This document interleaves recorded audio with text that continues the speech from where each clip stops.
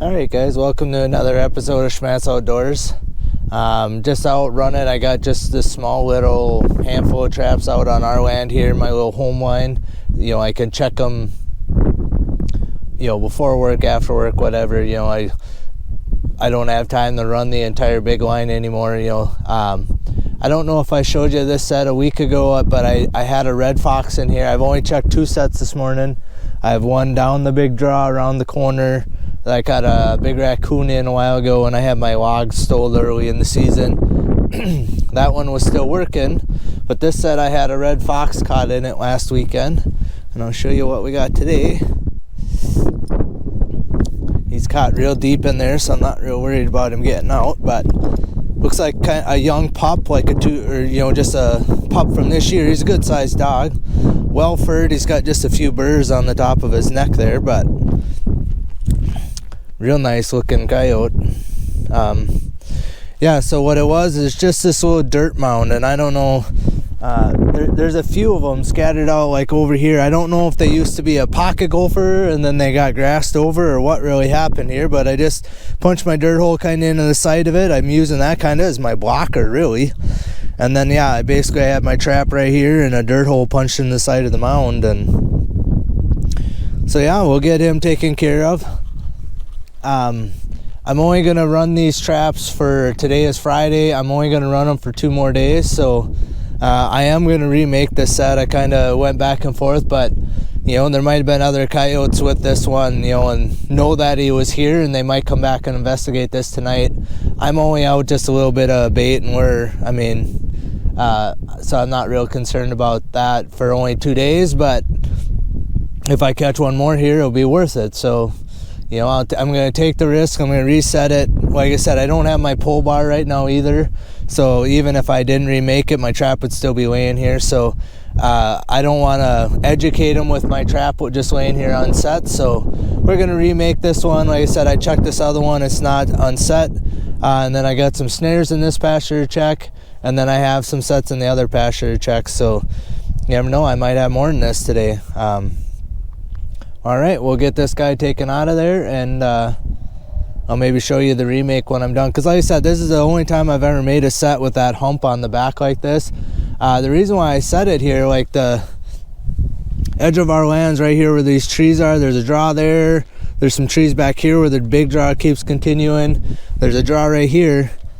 And I always drive down this draw when I go bow hunting, and I see after we get snow, it seemed like right at the end of this draw there'd be coyote tracks in here, you know, just kind of meandering around on this little flat right here. So I thought, well, if there are tracks here in the snow, I knew this might not be an early season set, but I knew later on it might produce. And like I said, last week I had a nice red fox in here.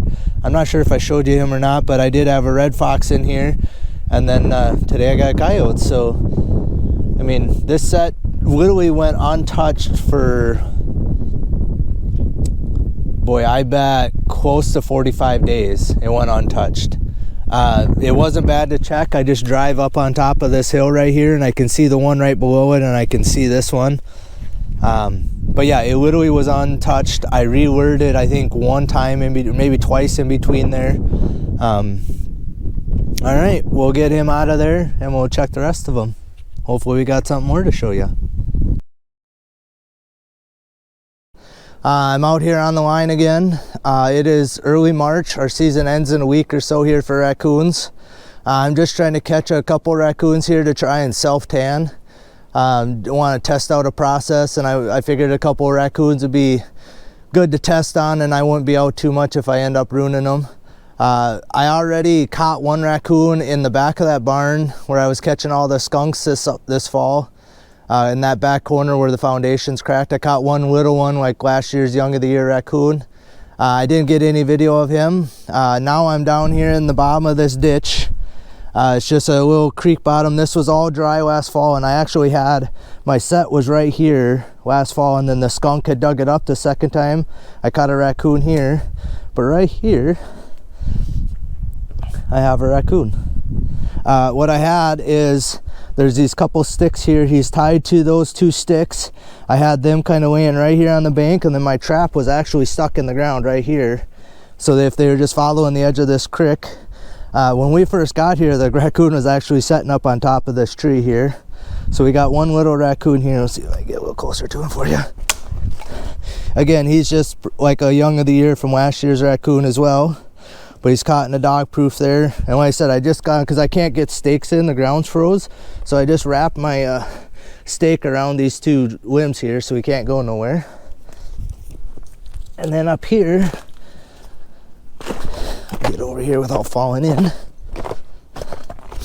I did the same thing. I got a second dog proof over here, and there was actually tracks in around here, like fresh tracks yesterday when I set these. So all right, what I got is there's this big culvert going under the road here, and then there's a second ditch runs up this way, and I just tied my dog proof off to this limb right here, this tree. And so he's wrapped up, and basically I tried to put it in here, but I couldn't get my stake to hold in there. So I just tied him to this tree and got another little raccoon. And he was actually hanging up in this limb here, hanging upside down when we pulled up. So I got 3 raccoons now, and these are, I got 7 traps checked, and I got 3 raccoons this morning. I was a little worried if we were going to catch anything today, because it got down. It was about 27 degrees last night when I went to bed, and usually it's got to stay above freezing in order to catch raccoons. So they must have moved either early last night while it was still warm. All right, guys, welcome to another episode of Schmattz Outdoors. This will probably be the last real serious trapping related one. If you're wondering what I'm doing today, we are making ourselves my nice barn picture. I do this every year. We're just walking down. We got everything hung up, me and Dad did. And we're going to take a few pictures, and then we'll spend time taking them all down. Took us about, I don't know, close to 3 hours now to get them hung up.